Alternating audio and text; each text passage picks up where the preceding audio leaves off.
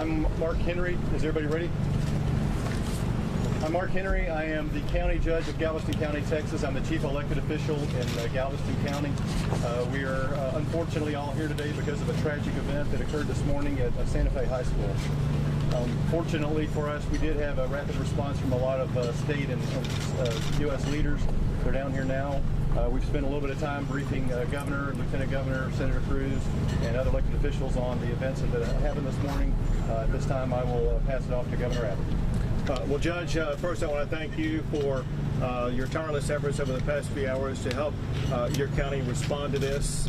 We appreciate you and your entire team stepping up and showing the way to respond to what has to be probably the worst disaster ever to strike this community. Also want to express my gratitude to the other officials who are gathering with us here today. This is just the beginning of what will be a very robust response by both local, state, and federal officials. We come together today as we deal with one of the most heinous attacks that we've ever seen in the history of Texas schools. It's impossible to describe the magnitude of the evil of someone who would attack innocent children in a school, a place of learning where parents should be able to send their children without fear for their child's safety. It's with a very heavy heart that I can confirm that as of this time, there have been 10 lives that have been lost and another 10 that have been wounded. We grieve for the victims who lost their lives at Santa Fe High School, and we pray for the families who are suffering and will continue to suffer in the days to come. Nothing can prepare a parent for the loss of a child. This will be a long and painful time for these parents as they work their way through what has to be the greatest challenge they've ever dealt with. We mourn with them. We mourn as fellow Texans. But we must come together as one community at this time of enormous suffering and show the victims and their families the support they need and they deserve. We appreciate all the first responders who've already stepped up to help respond to this challenge. And we look to God. We look to God to give the first responders as well as the victims and their families the guidance they need in the coming days and weeks as we work to continue to get to the bottom of what happened and, very importantly, work to respond to this challenge. I ask the rest of the country to join Texas in mourning the loss of these individuals, these students, and to offer your prayers and support of these families. And I ask every parent out there, wherever you may be, to hold your children close tonight and let them know how much you love them. Now, we have two goals going forward. The immediate goal is to work in the immediate aftermath of this catastrophe to gather the evidence and information that is needed to ensure that this crime is going to be prosecuted appropriately, while also working in tandem to ensure that we provide the families and victims as well as all the children at this school and schools across the entire independent school district with the support and resources and counseling they need. Second, we need to do more than just pray for the victims and the families. It's time in Texas that we take action to step up and make sure this tragedy is never repeated ever again in the history of the state of Texas. So, beginning immediately, I'm going to be working with members of the Texas legislature, but also members of our communities across the entire state of Texas to begin with roundtable discussions beginning next week where we will assemble all stakeholders to begin to work immediately on swift solutions to prevent tragedies like this from ever happening again. We want to hear from parents. We want to hear from students. We want to hear from educators. We want to hear from concerned citizens. We want to hear from those who hold the Second Amendment right in high esteem. We want to hear from everybody who has an interest in what has happened today, so we can work together on putting together laws that will protect Second Amendment rights, but at the same time ensure that our communities and especially our schools are safer places. These include things like speeding background checks. They also include strategies to keep guns out of the hands of those who pose an immediate danger to others. They include providing more resources to our schools to make sure that they have the safety personnel who can help protect their schools. It also means providing resources to address the mental health issues behind gun violence with a focus to reduce gun violence. It also means perhaps expanding a program that we've seen work effectively in the Lubbock Independent School District, where they have ways of measuring mental health challenges of students and being able to identify those who may pose a risk, and looking to deploy those strategies in school districts across the state of Texas. Listen, the fact of the matter is, in the fog of the aftermath of a catastrophe like this, the answers are not always immediate, but the answers will come by us working together. Now, that said, I do want to cover some of the details of where we stand right now, understanding that we will be providing updates later. I mentioned those who have been identified as being deceased and wounded, and we will provide an update on that later on. We are still, law enforcement is still in the process of undertaking both searches and investigation of the entire scene as well as other locations. They have warrants out concerning the person who was responsible for the shooting, and they include warrants to search 2 residences.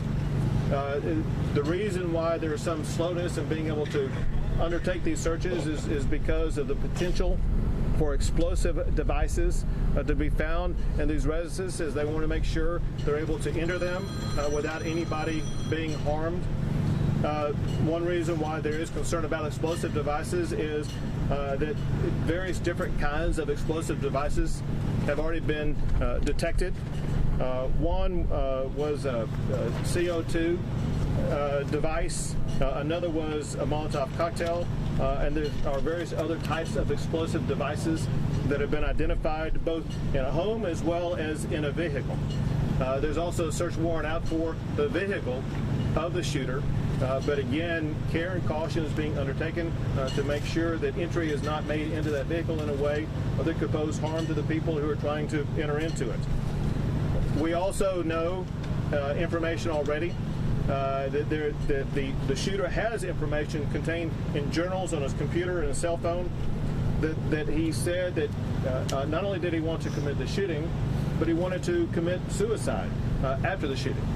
As you probably know, he gave himself up and admitted at the time that he didn't have the courage to commit the suicide, that he wanted to take his own life earlier. He is currently at the Santa Fe Police Department. The Santa Fe Police Department is working in collaboration on this investigation with the FBI, with the Texas Department of Public Safety, with the ATF, with the Galveston Police Department, as well as the Galveston County Sheriff's Office. This is something that will be handled collaboratively by both federal and state prosecutors. So you'll know there are 1 or 2 other people of interest that are going to be and are currently being interviewed. One is a person who is at the scene, and we cannot definitively say whether or not this is a person who may have had some level of involvement in the crime. There was just some suspicious reactions on the part of this person that we want to make sure that this person is adequately investigated. And then separate from that, there is another person where we have certain information that we want to make sure this other person is going to be fully interviewed to see if there's information to be gleaned from this other person who at this time will not be identified. As you probably have heard, the weapons used in this attack, there are two weapons. One was a shotgun, and the other is a .38 revolver. Neither of these weapons were owned or legally possessed by the shooter. It's my information that both of these weapons were obtained by the shooter from his father. It's my information at this time that the father legally owned these weapons. I have no information at this time whether or not the father was aware that his son had taken these weapons from the father. I do want to thank all of the multitude of law enforcement agencies that have been involved in this process. They include the Santa Fe Police Department, Galveston Sheriff's Office, Texas Department of Public Safety, League City Police Department, as I mentioned earlier, both the FBI as well as the ATF, the Galveston Police Department, Harris County Sheriff's Office, Texas City Police Department, Pearland Police Department, and Houston Metro Police Department. And two things we're working on as we speak. One is to make sure that parents are going to be notified as swiftly as possible. One thing that depends upon is how swiftly the crime scene is going to be able to be dealt with the concern being that for the potential of explosive devices on the crime scene. I think that's something that can be worked out here in a very short period of time. Second, very importantly, is the necessity of providing counseling to everybody involved. Certainly counseling for the families, for any living victim, but for all of the students at the school, and I would say any student in the entire independent school district. I know that resources are being provided by the county for that. They're also being provided by the state, and we will have whatever amount of counselors the school district needs. I've had the opportunity to visit with the superintendent of the school district, who's been quite helpful both in the investigation but also in the response, and I thank her for her leadership in this effort. Also, as you've heard, I have received phone calls from the President, the Vice President, the Secretary of Homeland Security, as well as the Secretary of Education. All have pledged whatever support Texas needs in order to be able to adequately respond to this. Now, one of the people helping us respond to it is one of the senators from the state of Texas to the federal government, and that is Ted Cruz, who at this time will take the mic. Thank you, Governor, and thank you for your strong leadership of the state, particularly in times of crisis. Once again, Texas has seen the face of evil. What happened this morning here in Santa Fe defies words. The agony, the hell that parents, that this community is going through is unimaginable. Every one of us that's a parent that sends our sons or daughters off to school in the morning, to have this horror greet them. This community is grieving mightily, and the entire state of Texas, the entire country is grieving along with these parents, grieving along with these students. There have been too damn many of these. Texas has seen too many of these. We've seen deranged murderers, whether this morning here, whether a deranged bomber in Austin murdering innocent people, or whether 6 months ago in Sutherland Springs, another evil criminal murdering innocent people. 2 weeks ago, I was back in Sutherland Springs at the rededication of that church on the 6-month anniversary of that horrific crime. And the word of encouragement that I would give to the people of Santa Fe as you deal with this unimaginable grief is that in the wake of this horror, that community and this community came together, leaned on each other, stood side by side with each other, cried on each other's shoulders, held each other, prayed for each other, helped each other stand up. And I can tell you, in Sutherland Springs, 6 months after the horror, there was hope and joy. There was grief and mourning and loss, but there was also hope and joy. I'll tell the people of Santa Fe, you are right now being lifted up at this instant in prayers by millions of people across Texas, across the country, and across the world. And in the public policy arena, we need to be doing everything humanly possible to stop this from ever happening again, to stop violent criminals, to stop them from getting firearms, to stop them from getting access to schools, to incarcerate them when they try to illegally purchase firearms. In the days ahead, we'll discover more about this particular shooter, about what red flags, what warning signs there may have been or there may not have been. And I'm sure we'll have a robust conversation about what more could have been done to prevent this horrible atrocity. But Texas, as a state, will make it through this. This community, Santa Fe, will make it through this, leaning on each other, praying for each other, standing with each other. We will make it through this. And we thank the incredible heroes that we saw today, those in law enforcement that rushed into harm's way, teachers, students. We know that we are going to hear the bravery that manifested in the face of evil, bravery that we know was done, at least in some instances, at great cost and great sacrifice, including the sacrifice of people's own lives. And so we celebrate that bravery, that courage. At the same time, we grieve the horror of this mass murder. With that, I'd like to recognize our Lieutenant Governor, Dan Patrick. Thank you, Senator. Once again, thank you to law enforcement, and we all pray to lift up these families and all of the students.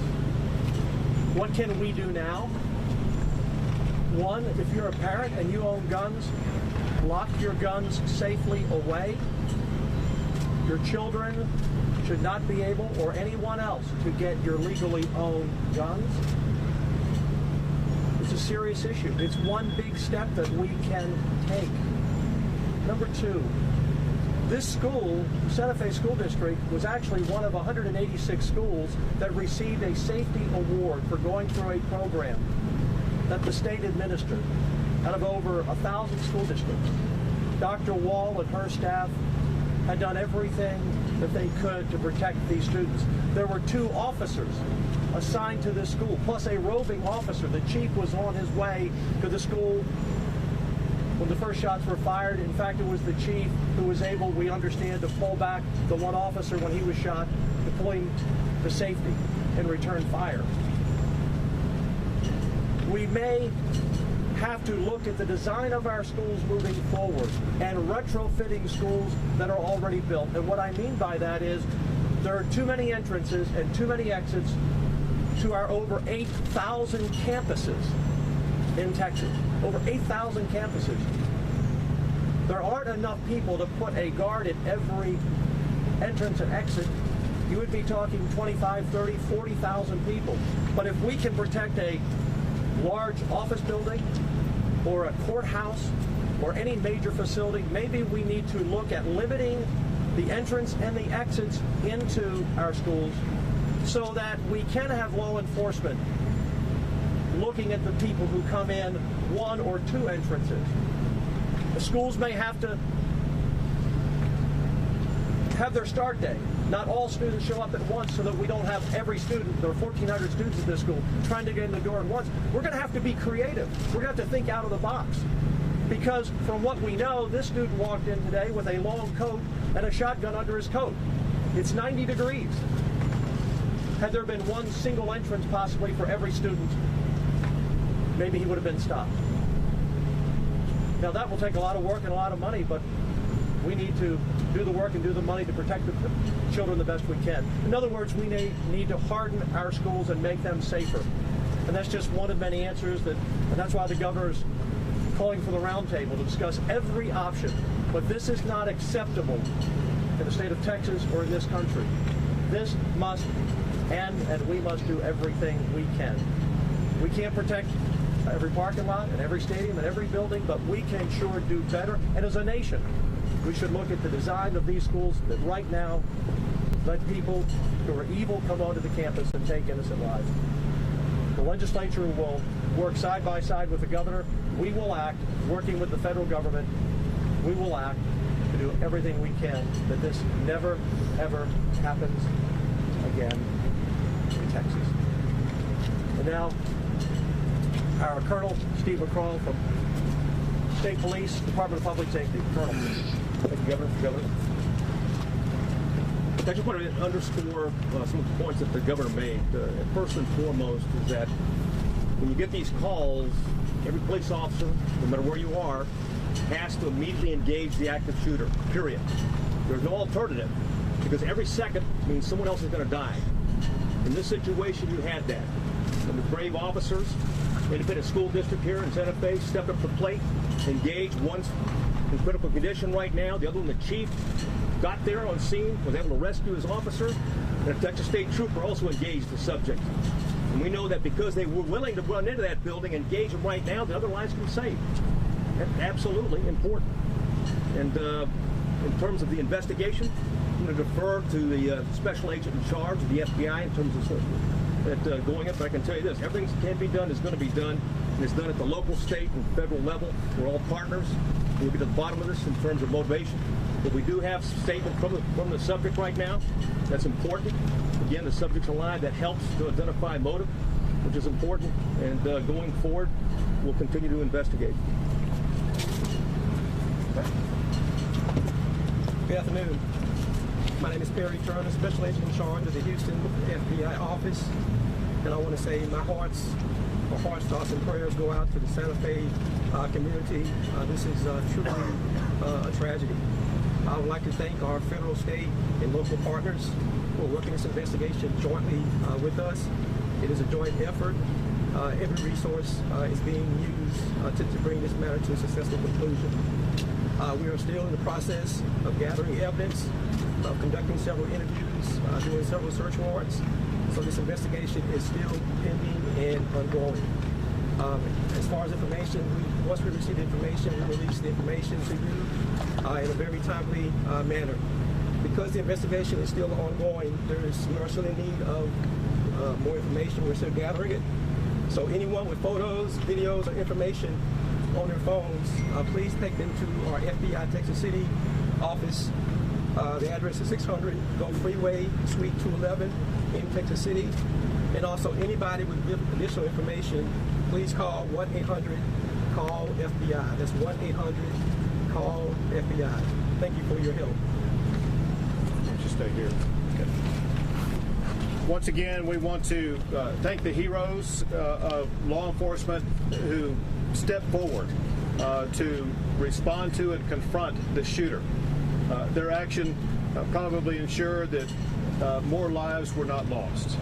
And also, once again, we send our hearts out to comfort the families of the victims.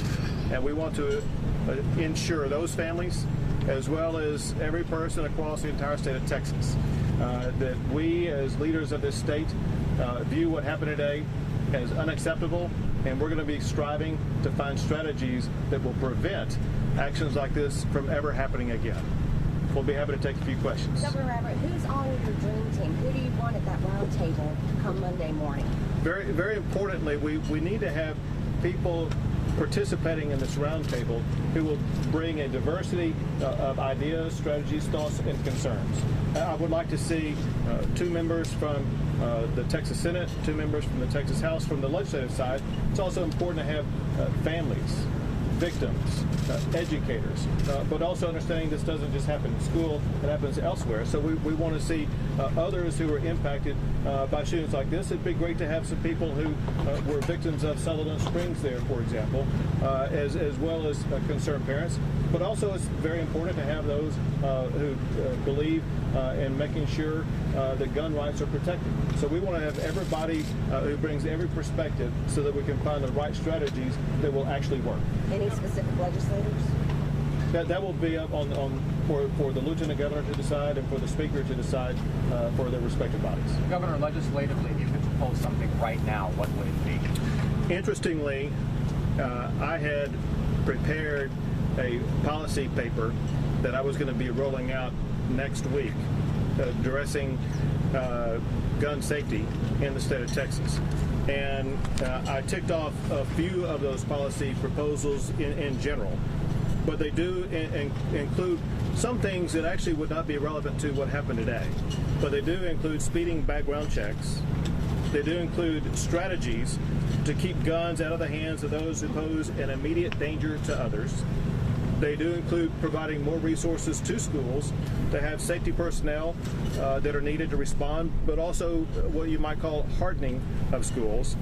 They include resources to address the mental health issues that are seemingly behind so many of these shootings and make sure that we're able to address those mental health issues in a way that reduces gun violence. It also includes looking at that program, the mental health program that's been employed by the Lubbock Independent School District, and look to expand that to other schools across the state. Governor, can you provide any more details on the confrontation with law enforcement? How much longer after the shooting began was law enforcement able to confront the shooter? Any information on that? I think that would be better answered by somebody else who was on the scene. I've been briefed on it, but I want to make sure you have accurate information on it. How much time? What was the apprehension like? How much time between the beginning of the shooting or the shooter was apprehended?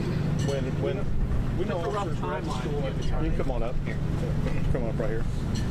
We know officers were at the school at the time. As far as the time frame, we don't know that yet. We just have to go back and review the video at this point. But there were officers on the scene, so it was very limited in the time frame. So they were at the school when the shooting began? Yes, sir. Now, let me tell you two things about that. First, the safety plan by this particular school and school district is to have 2 ISD officers on campus. Those 2 officers were on campus at the time and were able to confront the shooter early on in the process. 2, there are cameras in the school that will provide film of a lot of this information. That has not yet been made available to all of us yet, but hopefully will be soon, and that will reveal a whole lot. Governor, the legislature allowed SB 1556 to lapse in 2017. The legislation that created certificates through the Texas School Safety Center. Is that something that critically needs to be brought back, given the need to lock down some of the schools? Well, first, with regard to the school safety center, you may recall that after the shooting in Parkland in Florida, I asked Mike Morath, the TEA commissioner, to reach out to every school as well as to every college and make sure that their school safety standards were up to speed. And he received back confirmation information from schools across the entire state of Texas. So we did that proactively. Interestingly, this school went through their school safety procedure just weeks before this incident, and they went through a lockdown test. And so they took the precautionary preparation that was expected of them. Governor, concerning the explosive devices, does that appear that something that the shooter or others made on their own? Were there a number of them found? Do you have more information on that? Yes, it appears that these explosive devices were made by the shooter. Cannot solidly confirm that yet, but there's no reason to suspect that any other person other than the shooter made those devices. Do you know how many there were? We're still working on the total number. The reason why is as we gather here right now, I don't have information yet back from his house or the 2 residences that are being explored to know how many might be in there. And I haven't heard yet whether or not the car has been opened up yet to know how many might be in there. And so that's a number that we are unable to ascertain as of this moment. Do you know where he got supplies? Everyone. Sorry, I was just wondering, did he get supplies? Do you know where he got the supplies to make don't know that yet. The good news is we're going to have the ability to ask those questions. Governor, we always hear about some of the warning signs that were missed. What were some of those in this case? One of the frustrating things in the early status of this case is, unlike Parkland, unlike Sutherland Springs, there were not those types of warning signs. We have what are often categorized as red flag warnings. And here, the red flag warnings were either non-existent or very imperceptible. There is, from his Facebook page, a T-shirt that says "Born to Kill." That would be maybe the only, if not the foremost, warning sign. But as far as investigations by law enforcement agencies, as far as arrest or confrontation with law enforcement, as far as having a criminal history, he has none. His slate is pretty clean. And so there simply were not the same type of warning signs that we've seen in so many other shootings. Governor, thanks, guys. The last question, we got to go. Are there any individuals who are wounded in still in critical condition? What about the officer who was shot? Right. Yes, there are. It's my understanding there's at least one, perhaps two people who are still in critical condition, and I'm not at liberty to reveal the identification of those people at this time. Thanks, guys. We got to go. Thank you, Governor. Thank you, Governor. Thank you all. We tried to provide you a little breeze to help it out there. What about the lunch for the media?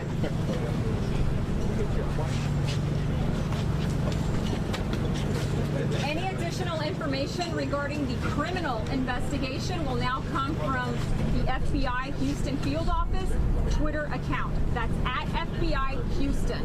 We do not plan to have any more media availability, but any additional information regarding the criminal investigation will now come from at FBI Houston on Twitter.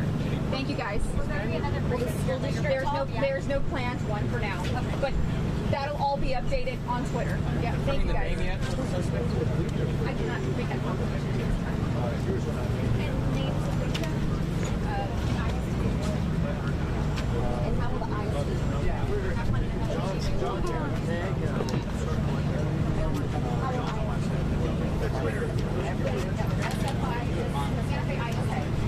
Good. Why don't you go ahead?